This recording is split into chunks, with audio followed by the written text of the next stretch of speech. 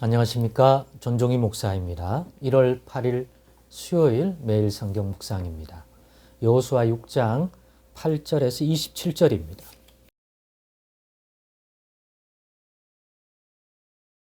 여호수아가 백성에게 이르기를 마침에 제사장 7은 양각 나팔 7을 잡고 여호와 앞에서 나아가며 나팔을 불고 여호와의 언약궤는 그 뒤를 따르며 그 무장한 자들은 나팔 부는 제사장들 앞에서 행진하며 후군은 궤 뒤를 따르고 제사장들은 나팔을 불며 행진하더라. 여호수아가 백성에게 명령하여 이르되 너희는 외치지 말며 너희 음성을 들리게 하지 말며 너희 입에서 아무 말도 내지 말라. 그리하다가 내가 너희에게 명령하여 외치라 하는 날에 외칠지니라 하고 여호와의 궤가 그 성을 한번 돌게 하고 그들이 진영으로 들어와서 진영에서 자니라. 또 여호수아가 아침에 일찍이 일어나니 제사장들이 여호와의 궤를 메고 제사장 7은 양각 나팔 7을 잡고 여호와의 궤 앞에서 계속 행진하며 나팔을 불고 무장한 자들은 그 앞에 행진하며 후군은 여호와의 궤 뒤를 따르고 제사장들은 나팔을 불며 행진하니라. 그 둘째 날에도 그 성을 한번 돌고 진영으로 돌아오니라. 여섯 동안을 이같이 행하니라. 일곱째 날 새벽에 그들이 일찍이 일어나서 전과 같은 방식으로 그 성을 7번 도니 그 성을 7번 돌기는 그날뿐이었더라. 7번째 제사장들이 나팔을 불 때에 여호수아가 백성에게 이르되 외치라. 여호와께서 너희에게 이 성을 주셨느니라. 이 성과 그 가운데에 있는 모든 것은 여호와께 온전히 바치되 기생 라합과 그 집에 동거하는 자는 모두 살려주라. 이는 우리가 보낸 사자들을 그가 숨겨 주었음이니라. 너희는 온전히 바치고 그 바친 것 중에서 어떤 것이든지 취하여 너희가 이스라엘 진영으로 바치는 것이 되게 하여 고통을 당하게 되지 아니하도록 오직 너희는 그 바친 물건에 손대지 말라. 은금과 동철 기구들은 다 여호와께 구별될 것이니 그것을 여호와의 곳간에 드릴지니라 하니라. 이에 백성은 외치고 제사장들은 나팔을 불매 백성이 나팔 소리를 들을 때에 크게 소리질러 외치니 성벽이 무너져 내린지라.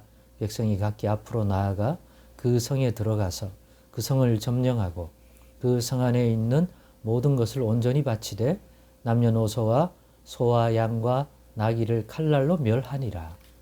여호수아가 그 땅을 정탐한 두 사람에게 이르되 그 기생의 집에 들어가서 너희가 그 여인에게 맹세한 대로 그와 그에게 속한 모든 것을 이끌어내라 하며 정탐한 젊은이들이 들어가서 라합과 그의 부모와 그의 형제와 그에게 속한 모든 것을 이끌어내고 또 그의 친족도 다 이끌어내어 그들을 이스라엘 진영 밖에 두고 무리가 그 성과 그 가운데 있는 모든 것을 불로 사르고 은금과 동철 기구는 여호와의 집 곳간에 두었더라. 여호수아가 기생 라합과 그의 아버지의 가족과 그에게 속한 모든 것을 살렸으므로 그가 오늘까지 이스라엘 중에 거주하였으니 이는 여호수아가 여리고를 정탐하려고 보낸 사자들을 숨겼음이었더라. 여호수아가 그때 맹세하게 하여 이르되 누구든지 일어나서 이 여리고성을 건축하는 자는 여호와 앞에서 저주를 받을 것이라. 그 기초를 쌓을 때에 그의 맏아들을 잃을 것이요 그 문을 세울 때에 그의 막내 아들을 잃으리라 하였더라. 여호와께서 여호수아와 함께 하시니 여호수아의 소문이 그 온 땅에 퍼지니라. 아멘.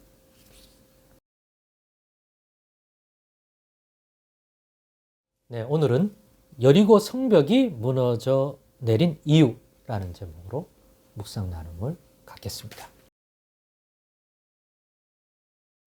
읽으신 대로 오늘 본문에 드디어 여호수아에게 주신 그 하나님 말씀대로 여호수아가 백성에게 전하고 여호수아 백성은 그 말씀대로 여리고성을 돌기 시작했고 주신 그 말씀 그대로 순종하여 행했더니 결국 오늘 본문 20절로 드러난 내용처럼 여리고 성벽이 백성들이 일제히 소리치자 무너져 내린 것을 보게 됩니다.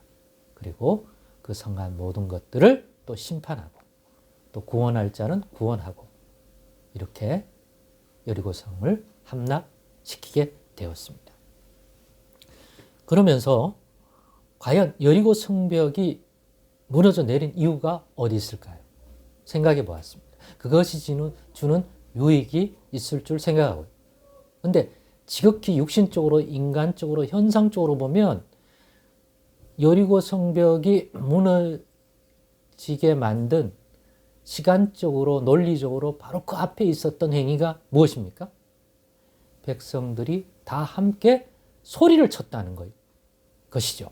그래서 어떤 분들은 야, 이 소리가 일제의 소리를 내니까 이 소리가 그 음이 커서 일제의 소리 지르니까 그 소리의 그 음파가 여리고 성벽을 쳐서 무너진 것 같다.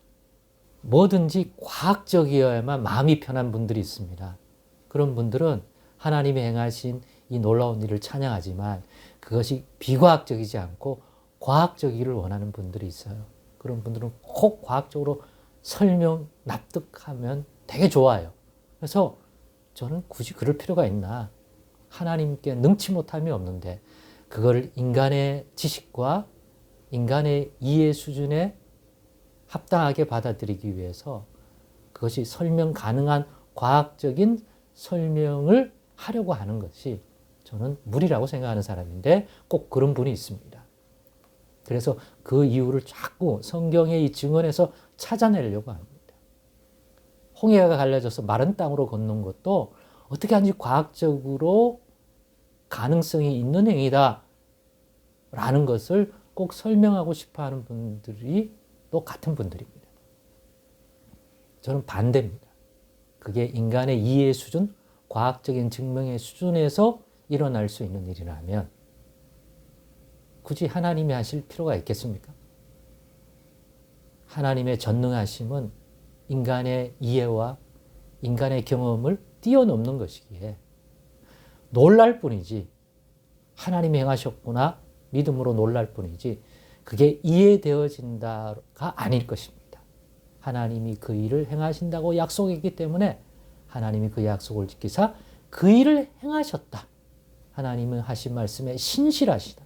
그 하나님을 믿기 때문에 그 신실함을 믿기 때문에 이 사건 역시 하나님이 행하신 거라고 믿는다가 이 성경과 우리의 믿음에 더 온전한 것이고 합당한 거라고 믿습니다. 합당한 것이라 믿습니다. 그런데 뭔가 과학적이어야만 안심하는 성격의 분들이 있습니다.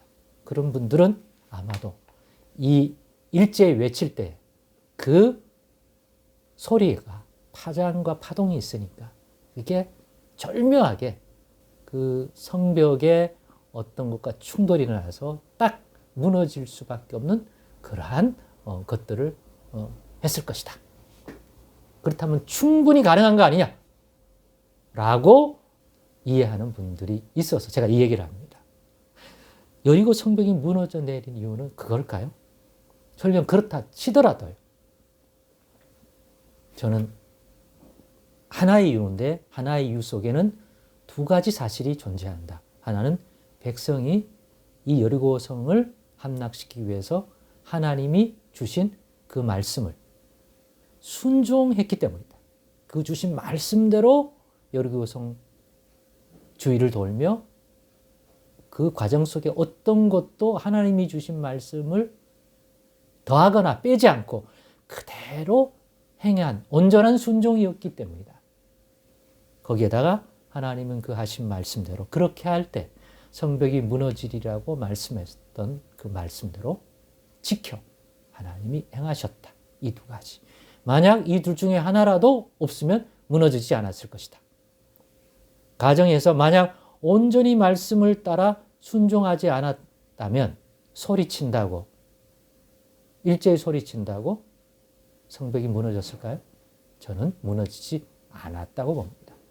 또 백성들이 온전히 순종했는데 하나님의 능력이 부족해서 소리를 칠 때 무너뜨리고 싶었지만 하나님의 능력이 모자라서 못 무너뜨렸던가 막상 되니까 하나님이 일을 행하지 않거나 이랬으면 또 무너지지 않았을 것입니다. 그런데 이 두 가지, 백성들이 순종하여 믿음으로 행할 때 그 믿음대로 하나님께서는 약속하신 대로 응답하심으로써 이 여리고성은 무너졌다는 것입니다. 우리가 신구약 전체를 통해서 배우는 하나님의 백성들에 대하여 하나님이 응답하실 때 너의 믿음이 너희를 구원하였다 라고 말할 때처럼 백성들이 보여준 이 순종의 믿음이 하나님이 원하셨던 믿음이었기 때문에 이 일을 이루게 하는 거 아닙니까? 믿음이란 어떤 것일까요? 종교적으로 믿습니다 할까요? 하나님이 주신 그 말씀대로 순종할 때 또 하나님은 약속하여 지키시리라고 약속하신 말씀대로 행하실 때 일이 이루어지는 것 아닌가요? 오늘 여리고성이 무너져 내린 이유를 이런 관점에서 보실 수 있기를 바랍니다. 그러면 기적이란 어떤 것일까? 우리가 기적을 맛보기 위해서 필요한 것은 어떤 반응일까? 하나님이 주신 약속의 말씀이 있어야 되고 그 기적을 행하겠다. 우리 쪽에 봤을 때 거기에 대한 합당한 순종 그리고 그 말씀대로 지켜주시는 하나님의 신실한 손길 이 두 가지가 반드시 필요하다는 것. 그렇다면 오늘날 우리에게 이루어질 일들 역시 우리 쪽에서 필요한 것들은 그러한 순종이 아닐까요? 기도하겠습니다. 하나님, 믿음은 종교적인 외형과 행위가 아니라 하나님의 주신 말씀들을 붙들고 그 말씀을 능히 지키시는 신실하신 하나님을 믿음으로 바라보는 것이라고 생각합니다.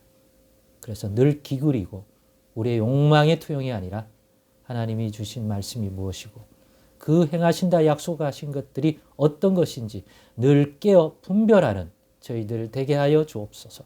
그것을 끝까지 붙들고 믿게 하여 주옵소서. 예수님의 이름으로 기도드리옵나이다. 아멘.